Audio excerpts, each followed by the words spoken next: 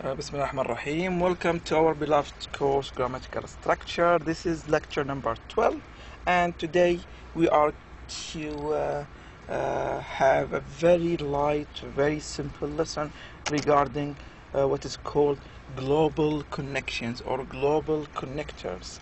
What do you mean by this? Well, let's have this example. I bought a book, and then you'd say I bought a mobile. I mean, here you have two sentences, very basic sentences. Basic users or basic learners use these sentences. I bought a book, I bought a mobile, I bought a pen. But now as professionals, we want to combine them, to combine the two sentences. One way to combine the two sentences is to have a connector. Something like and.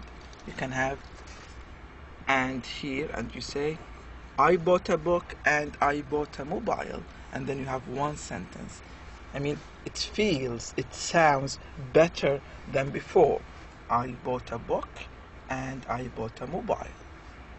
One would say, well, we can delete this altogether, and then you have I bought a book and a mobile.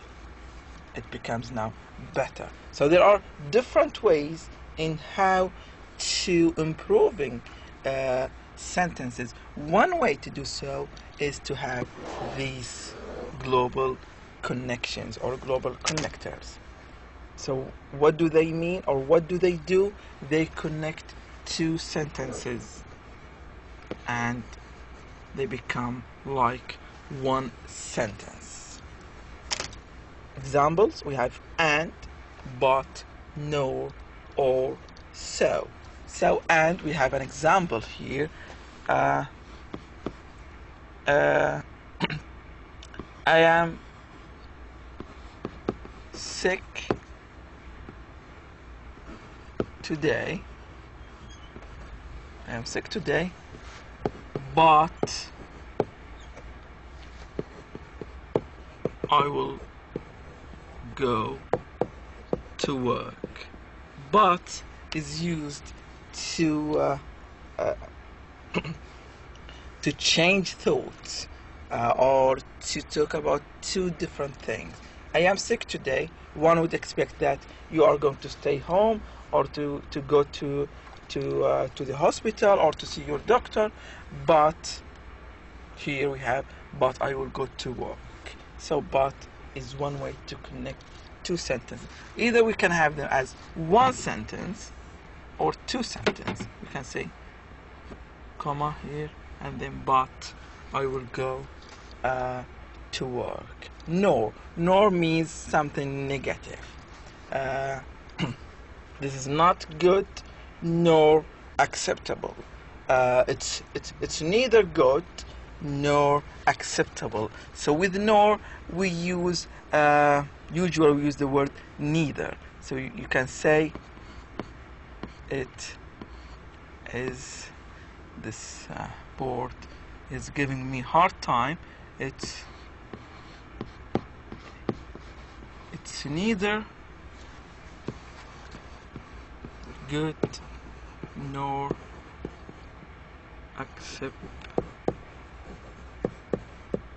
acceptable.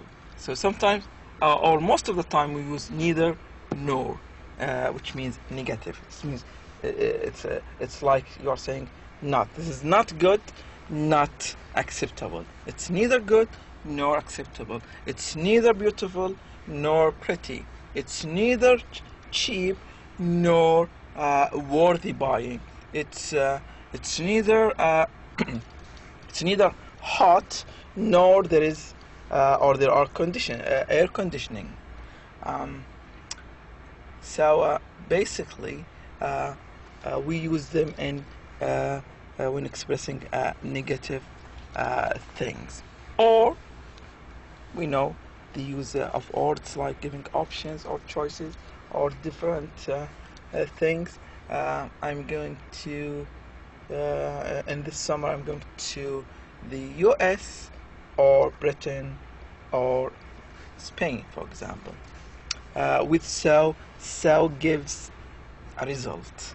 I have 1 million riyal, so I am going to buy a house. I have studied for the exam, so I'll do good in the exam. I have a new car, so I'm going to travel to a very long distance.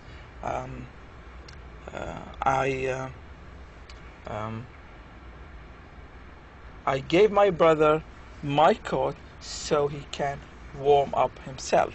So to give a result.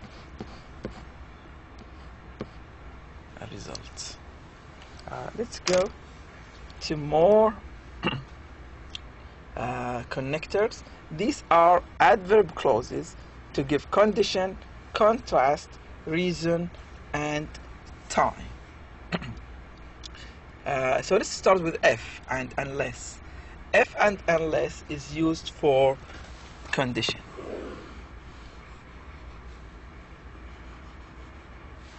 So with condition we use if and unless. If you are going to the movies, I'm going with you. So it's like you give a condition. If you give me 1,000 riyal, I'll give you my pen. If you prove that you are honest, I'm going to be your friend. If you study very hard, you are going to get an A+ in the exam. So it's like giving condition. So if here is also a connector. Unless is the same. Unless it is hot in Abha, I'm not going this summer. Unless Dubai is not crowded this summer, I'm not going to Dubai. Unless it is less crowded, I'll go to visit my family in Dubai or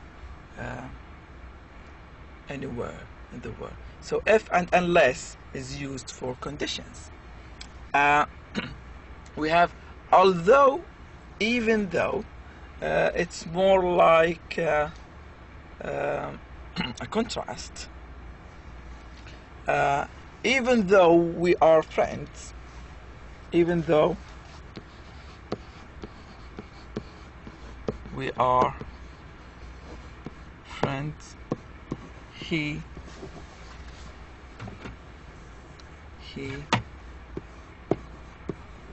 cheated me.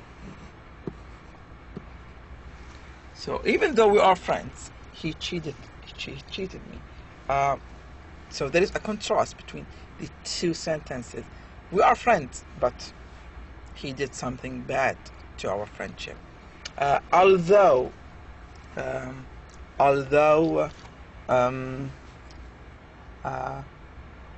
I have money, but I could not buy a car. Although I have money. So you have money, you should be able to buy a car, but the result is the opposite. Although I have money, I couldn't buy a car. So although and even though is used for contrasting two things. Also after and before. After I see you, after I have met you, I changed my mind. I knew that you are a good person, a trustworthy person. Before I met you, I thought you were a dodgy person, a bad person, and etc. Until with until we have an example like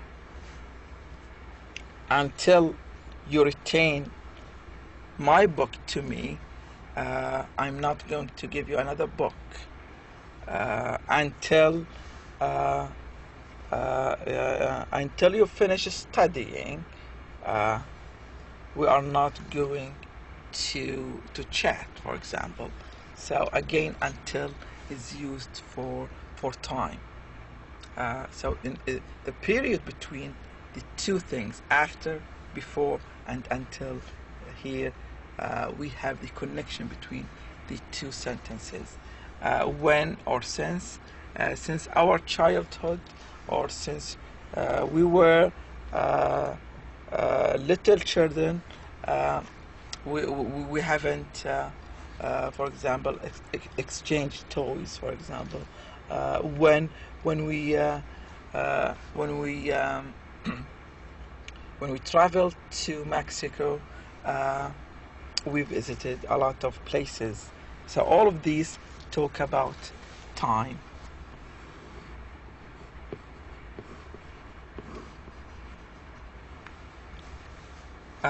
We have reason. We have so that. For example, he gained a lot of weight. So, sorry, it's not so. No, this is not the correct answer.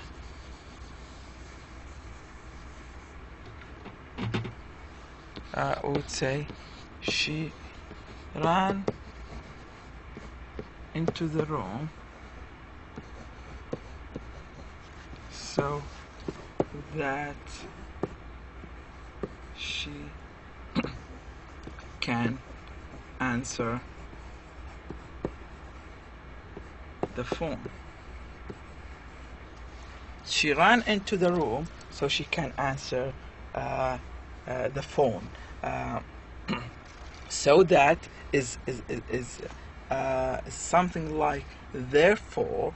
The difference between so that and therefore is very slight, but usually so that is giving a reason, but therefore is more likely to give the meaning of a result. So there is a difference between a reason and a result. With therefore, we use it more with results. He has gained a lot of weight, therefore he bought a new car, because he couldn't fit in his old car. Why? Because he became fat. He gained a lot of weight, so therefore he bought a new car. So with therefore, we use it with results.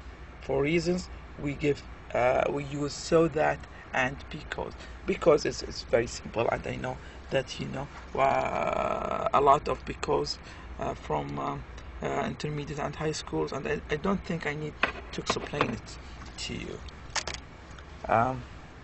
We have transitions. For example, you shift from one phase to another. Sometimes you talk about something theoretical, something abstract, but when you give examples, it becomes vivid, it becomes very lively. People start to understand you. Why? Because you give examples. If I am talking about rules, and then say, for example, blah blah blah blah, you start to think differently. So this is transition. You get from one state to another. We use in addition, furthermore, to talk about extra information. In fact, as a matter of fact, very easy. However, in contrast, is to use something contrastly.